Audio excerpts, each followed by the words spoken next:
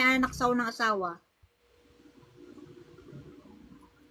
Siya po, pero hindi po niya sure kung sa kanya po talaga yon.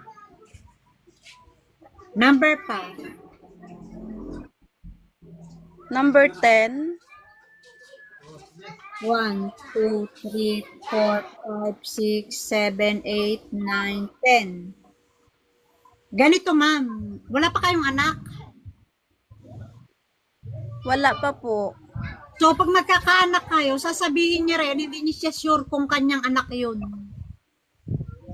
Ano po ma'am, di po kayo maririnig. Kapag magkakaanak ka, sasabihin niya, hindi niya Hindi. sure kung anak niya yun. Kung ano yung ginawa niya sa una, ganun din yung gagawin niya sa'yo. Kasi ayaw nito ng responsibilidad, oh. Anak. Iniwan niya yung responsibilidad niya, eh. Sabi niya, hindi niya sure kung anak niya yon.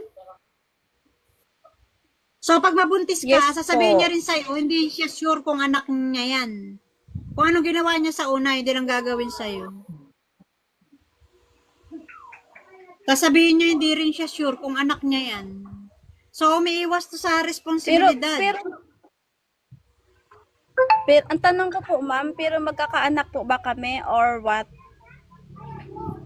Huwag mo nang hangarin. Huwag mo nang hangarin.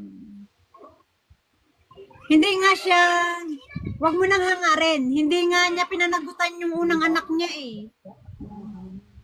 Hindi nga niya pinanagutan yung unang anak niya, eh. So, paano mo sasabihin na, paano sasabihin na papanagutan niya yung sa'yo? Kung anong ginawa niya sa una, hindi lang gagawin niya sa'yo. Huwag mo nang hangarin magkaanak. Yung unang anak niya nga, itinanggi niya, eh. Kung kayo ba Ma'am, choppy po magkakatuluyan, kayo, hindi ko po kayo maririnig.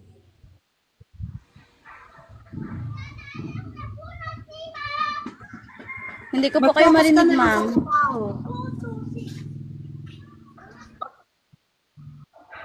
Nawawala po.